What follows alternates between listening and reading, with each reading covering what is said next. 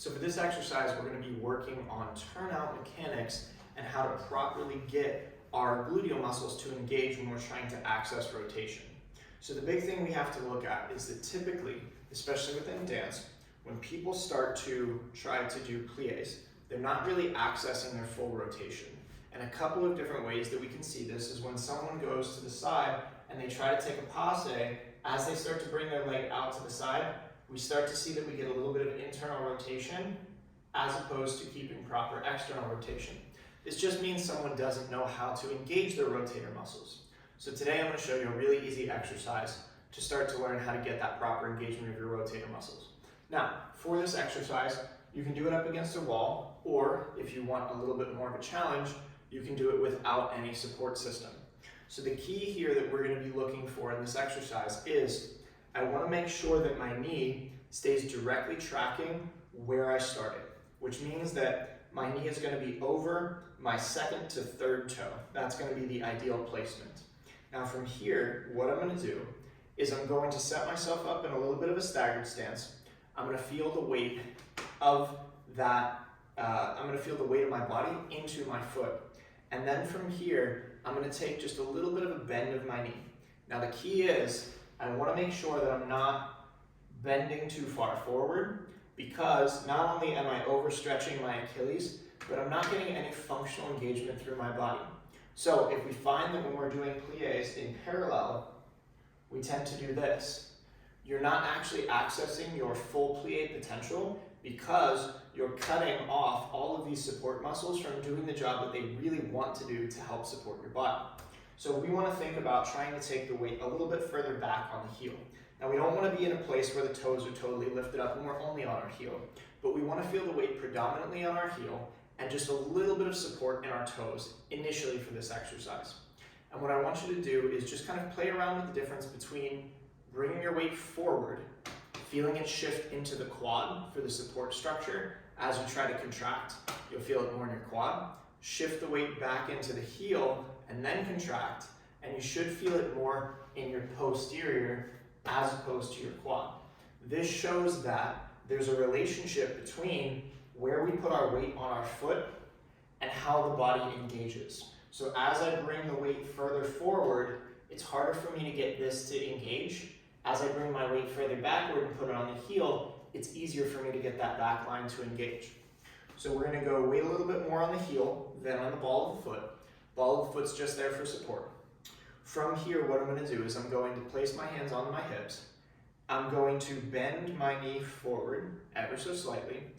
Then I'm going to try to keep this knee where it is, and I'm just going to turn out and rotate through my hips. So if this is the line of my hips here, my hips are rotating this way, but I'm keeping my knee where it is. I don't want to see the knee drifting, and I also don't want to see us leaning over so much that we don't get any hip rotation. So you can almost think about this like a door on a hinge, right? We open up the door, and the door goes this way. So the idea is that this is our door, and we are opening it up in space as if I were to grab the handle and pull it. So I get into this locked position, I feel that gluteal muscle engaging, and then from there, I very slowly, keeping the weight in my foot, start to open up my hips to the side, keeping this knee tracking where it is, opening up, opening up, opening up, opening up, as much as we can open. Then we're going to come back with control. So engaging this inside line of the leg to pull this hinge of the pelvis back into space properly. From the side, what we're looking at is I'm coming through this good connected position to start.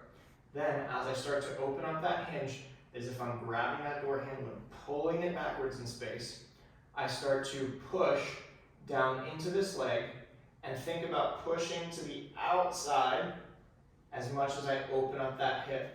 You're going to feel this really deep underneath your glutes in a way that you probably haven't felt it before. These are your deep rotator muscles. Now, once you do this 3 or 4 times, what I want you to do is just take a very easy first position. We don't want to come and really crank our legs, right? We want to think about just an easy 45.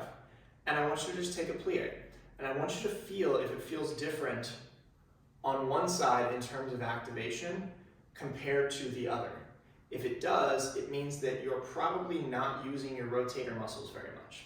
So this exercise is going to help to be able to get that engagement of the rotators, but we really want to think about the form.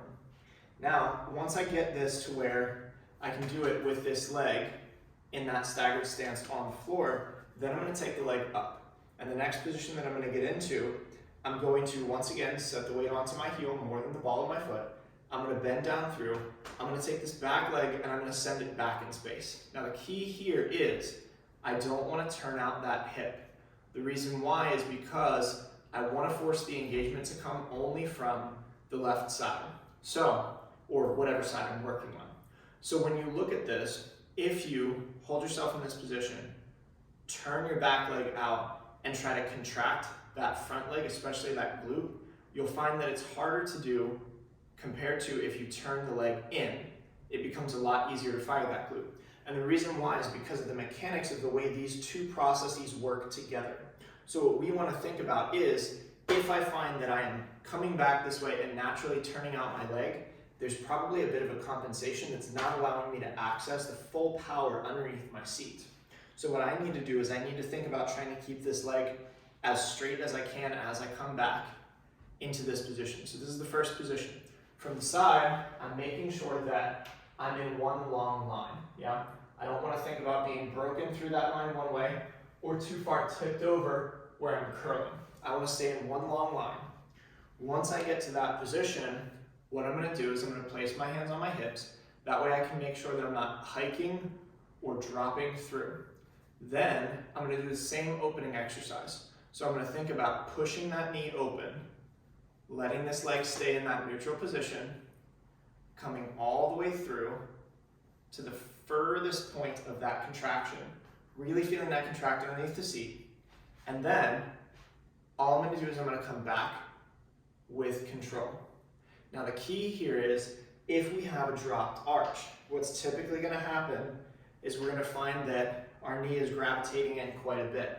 So if we find that we have a dropped arch, what we need to do is we need to think about trying to almost scrunch our toes ever so slightly.